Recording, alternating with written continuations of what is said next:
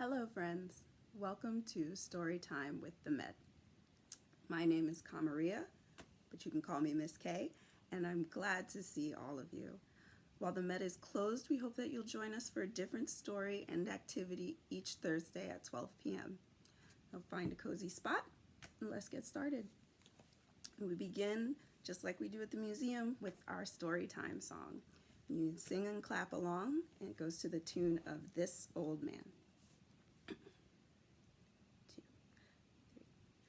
Welcome friends, get ready, get set for story time at the Met, where we love to read and sing and look at works of art and picture books.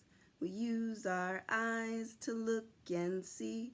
We use our ears to hear stories. Now we'll take a seat and give a shh. Let's begin with our first book. Thank you, everybody. Our story for today is The Salamander Room, and it's written by Ann Mazer and illustrated by Steve Johnson and Lou Fancher. So I'll read the words, and I need your help looking at the pictures together. The Salamander Room.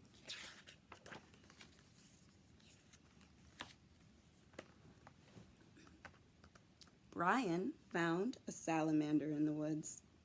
It was a little orange salamander that crawled through the dried leaves of the forest floor. The salamander was warm and cozy in the boy's hand. "Come live with me," Brian said. He took the salamander home. "Where will he sleep?" his mother asked. "I will make him a salamander bed to sleep in. I will cover him with leaves that are fresh and green, and bring him moss that looks like little stars to be a pillow for his head. I will bring crickets to sing to him, and crickets to sing him to sleep, and bullfrogs to tell him good night stories. When he wakes up, where will he play? I will carpet my room with shiny wet leaves and water them so he can slide around and play. I will bring tree stumps into my room so he can climb up the bark and sun himself on top. And I will bring boulders that he can creep over." Boulders and the leaves. He's starting to bring a lot of things into his room. What kind of things do you bring into your room from outside? He will miss his friends in the forest. I will bring him salamander friends to play with. They will be hungry. How will you feed them? I will bring insects to live in my room, and every day I will catch some and feed the salamanders, and I will make little pools of water on top of the boulders so they can drink whenever they are thirsty.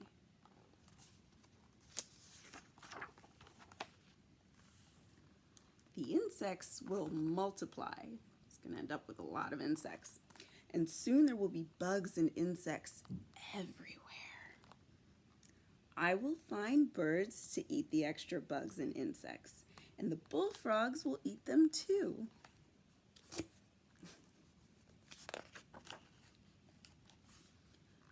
Where will the birds and bullfrogs live? I will bring trees for the birds to roost in and make ponds for the frogs. Trees in his room? Do you have a lot of trees in your room at home? Birds need to fly. We can lift off the ceiling. They will sail out into the sky, but they will come back to my room when it's time for dinner because they will know that the biggest, juiciest insects are there. I wouldn't want big, juicy insects in my room. Would you? But the trees, how will they grow? The rain will come through the open roof, and the sun too, and the vines will creep up the walls of my room, and ferns will grow under my bed. There will be big white mushrooms and moss like little stars growing around the stumps that the salamanders climb on. So big white mushrooms. Can you think of other types of mushrooms that you might want to have in your room? And you, where will you sleep? I will sleep on a bed under the stars, with the moon shining through the green leaves of the trees, and owls will hoot and crickets will sing, and next to me on the boulder, with its head resting on the soft moss, the salamander will sleep.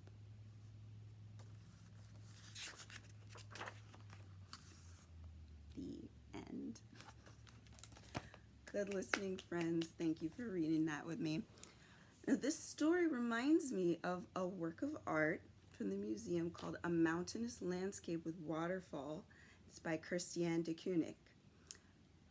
If you take a look at it, see what sorts of things are in that painting. Maybe you recognize some of them from Brian's room. There are a lot of trees, there's water, there are birds. You remember he brought the birds in to eat up all the juicy insects that he wanted in his room, but only for his salamander friend. So think about the sort of things you would like if you could put anything you wanted in your room. And actually, before we say goodbye, there's a simple project you can do at home.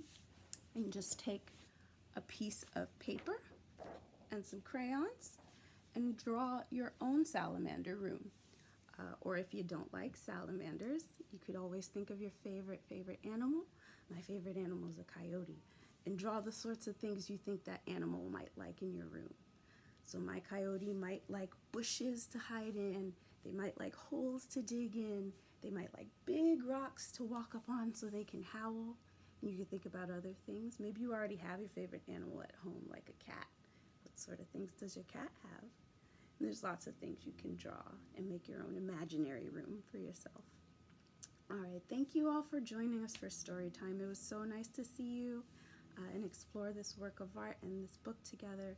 We hope to see you again next week.